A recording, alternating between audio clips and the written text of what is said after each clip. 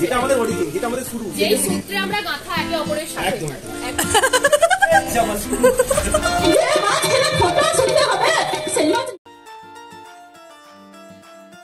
Hi everyone, welcome back to our channel. তো আজ আমাদের পূজা বাড়ির চতুর্থ দিন। আচ্ছা, তোমাদের কেমন লাগছে আমাদের এই পূজা বাড়ির ভিডিওগুলো দেখতে? আমরা তো প্রচুর মজা করেছিলাম, প্রচুর আনন্দ করেছিলাম, আর সেই মুহূর্তগুলি তোমাদের সঙ্গে শেয়ার করে নেব বলেই কিন্তু এই ভিডিওগুলো আনা। তাই তোমরা আমাকে কমেন্টে অবশ্যই বলো যে তোমাদের কেমন দেখতে লাগছে। আজ হচ্ছে পূজা বাড়ির 4 নম্বর দিন, আর আজ হয়েছিল নান আর সাথে আলুর দম। আর আজ ভাইয়া ছুটি পেয়েছে, তাই ভাইয়াও চলে এসেছে। তো চলো দেখা যাক একবার নান খেয়ে কার কেমন রিভিউ। কেমন লাগছে বলো? বাহ, কেমন লাগলো?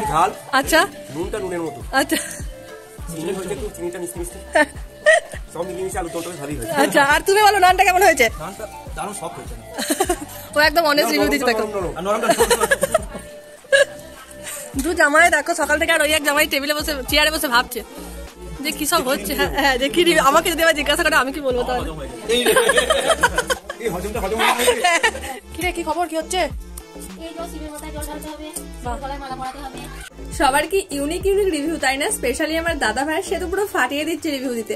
আর এদিকে মা আর বর্দি এখন ব্যস্ত শিবের মালা কাটতে, কারণ সেদিন ছিল শিবরাত্রি ব্রত। বর্দি আবার সন্দেশ করে এনেছে, সাথে আবার আকন্দ ফুলের মালাও কাটা হচ্ছে। অন্যবার আমরা আকন্দ ফুল পাই না, আর এবারে এত আকন্দ ফুল পেয়েছি যে মালা গেতে ফুল রেখেও ফুল একদম পুরো এক্সট্রা হয়েই যাচ্ছে, অনেক ফুল।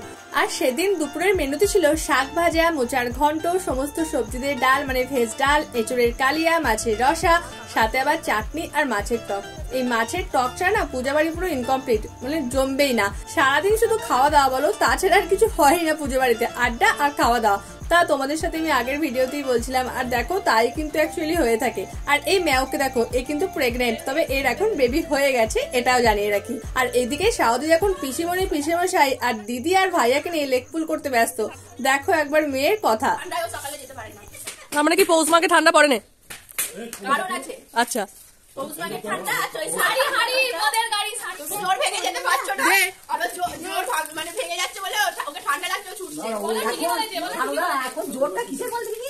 শরীরের বল ক্ষমতা নাই, তাই আরে ও ঘরে হেভি শুয়ে আছে।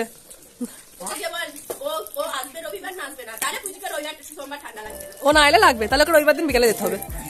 পূজার সময় সবাই একসাথে জড়ো হয়, কিন্তু তারপরে ছাড়ার সময় এলে মনটা খুব খারাপ হয়ে যায়, আর তখনই এইসব কিছু হয়। তুমি কি করছিলে ম্যাডাম? আমি হ্যাঁ, আলু ভাজলাম, পনির ভাজলাম, এবার পরোটা পরোটা ওবেলা না পরোটা হয়েছে, এবেলা হ্যাঁ পরোটা হয়েছে, কাকিমা এবারে হ্যাঁ পরোটা। আচ্ছা, ওবেলা না পরোটা হয়েছে মানে নান পরোটা আমার ফুলকার ভাষায়, আর এবেলা হচ্ছে হ্যাঁ পরোটা মা আর বর্দির জন্য। তখন পনিরগুলো কেটে রাখলাম, ভেজে রাখা হয়ে গেছে। আগেই দেখতে পেলে আর শিবরাত্রি ছিল, আমরা তো খুব খাওয়া দাওয়া করলাম, আর মায়েরা তো সারাদিন উপোস, তাই এখন মায়েদের জন্য খাবারের ব্যবস্থা হচ্ছিল। 2 ঘন্টা থেকে 3 ঘন্টা হয়ে গেল, 4:30 থেকে 5:30 হয়ে গেল, তবু এখনো বেরোনোর সময় হলো না।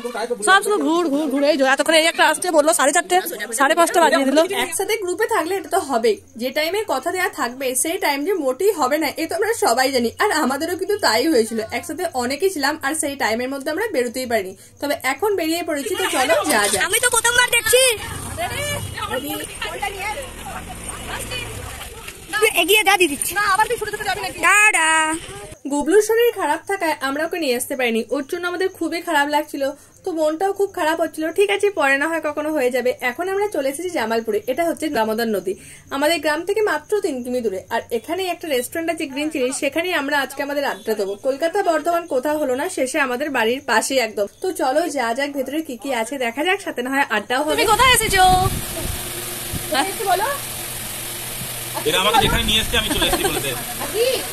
আমাদের এই গেট টুগেদারের প্ল্যান কবে থেকেই হচ্ছিল, কিন্তু কোনো মতে সেটা সাকসেসফুলি হচ্ছিল না। যাক, অবশেষে গ্রামে এসে সেটা সাকসেসফুল হলো, তাই আমরা সবাই মিলে বেরিয়ে পড়েছি একটু আড্ডা দিতে। এখানকার মেনু কার্ডের আইটেমের দাম দেখলে একটু অবাকই হবে। গ্রামের দিকে রেস্টুরেন্ট, তাই বুঝতেই পারছো দাম একটু কমই হবে, শহরের সাথে মোটেই তুলনা করতে যেও না। তবে আমরা প্রচুর আড্ডা দিয়েছি, মজা করেছি, তারই কিছু ঝলক তোমাদের সঙ্গে শেয়ার করি। তো চলো দেখা যায়। তোমার সঙ্গে ঝগড়া করলে মানে মুখে কথা বলবো না, স্লেটে লিখে লিখে ঝগড়া করবো। Happily married couple. আর এই যে আজকে কে আসেনি জানো, ওদের প্রমাণ স্বরূপ আদি বাড়িতেই আছে, কি আর করা যাবে। এই যে এই লগ্নার ফসল বাড়িতে বড় বড় লেকচার দিচ্ছিল, এর ফসল ওর পাশেই আছে। ওর ফসল। এই মোমেন্টস গুলোর জন্যই কিন্তু একসাথে সবার জড়ো হওয়া, কত গল্প জড়ো হয়ে থাকে যেগুলো ফোনেতে হয় না, আর তার জন্যই সবার একসাথে জড়ো হওয়ার খুব দরকার হয় মাঝে মাঝে। তো আজকে যেরকম আমরা হয়েছি আর কি। আর এই দেখো এখন চলে এসছে ক্রিসপি চিকেন আর সাথে ফ্রাইড মোমো। তবে এখন একদিকে আক্কি টানছে তো একদিকে গোলু টানছে, আলটিমেটলি কে যে পাবে কে জানে। আর দাদা ভাই আমার জন্য অর্ডার করে দিয়েছিল স্পেশাল স্যুপ। তো চলো একবার দেখা যাক যে খাবারের কোয়ালিটি কেমন ছিল। কেমন লাগলো? ওয়াও, দেখো জামালপুরে বলো কেমন লাগলো? দারুন দারুন।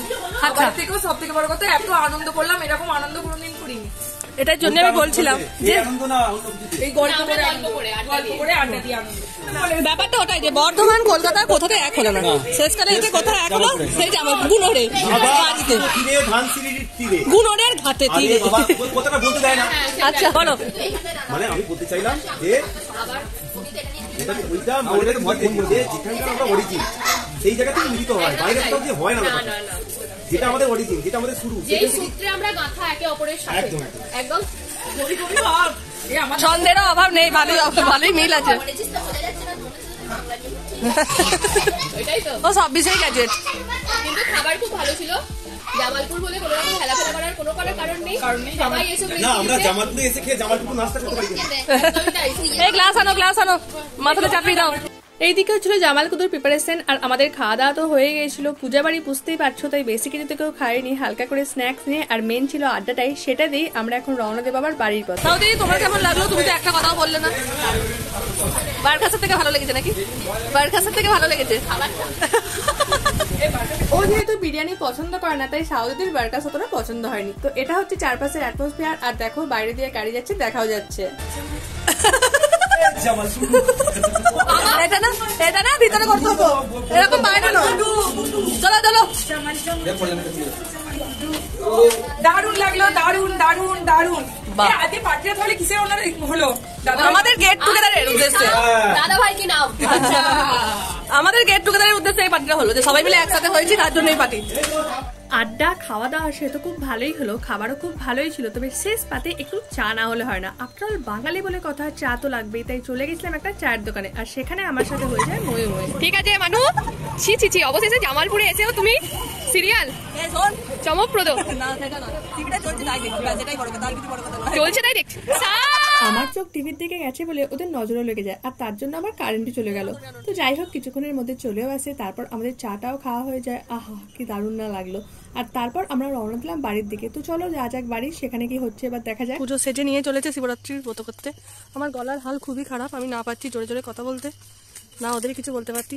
তবু ওদের সঙ্গ দিয়ে চলি। বাহ চলো।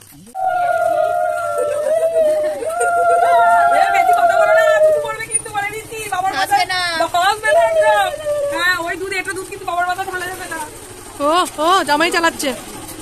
আমরা যখন বাড়ি ঢুকলাম মায়েরা তখনই বেরোচ্ছিল, তাই ভাবলাম তোমাদেরকে একবার শিবতলাটা দেখিয়ে আনি। এটা হচ্ছে আমাদের শিবঘর, এখানেই আমাদের শিবের পুজো হয়, আর সাথে এখানে হরিসভাও হয়। ফোন দেখছিস কি? তবু তো গান চালিয়ে বসতে পারছিস। হ্যাঁ, ফোন দেখছিস। যেহেতু ঠাকুরমশাই তখনও আসেননি, তাই সবাই আর কি নিজের নিজের কাজেই ব্যস্ত। আর আস্তে আস্তে দেখলাম ভিড়টাও বেশ ভালোই জড়ো হচ্ছিল। ধরো অনেকে তো শিবরাত্রির ব্রত করে। আর আমরা চলে গেছিলাম এদিকে ঠাকুরের শীতল দেখতে। সেখানে গিয়ে আমরা সবাই মিলে শীতল দেখলাম, হরিলোট করলাম, আর তারপর ফিরে এলাম বাড়ি। ততক্ষণে মায়েরাও ফিরে গিয়েছিল। মন ভরে আশীর্বাদও করেছে বাবা, তোমাকে মন ভরে আশীর্বাদ করেছে, খুব ভালো। বাবা আশীর্বাদ করছে, খুব ভালো হবে। আমরা যে কেন ওকে বারবার আশীর্বাদের কথা বলছিলাম, ও তো বুঝতেই পারেনি। হয়তো এই ভিডিও দেখে এবার বুঝতে পারবে যে বাবা ওর পিছনে দাঁড়িয়ে কি করছিল। তো সেদিন আমাদের রাতে হয়েছিল ফ্রাইড রাইস আর সাথে চিকেন কষা।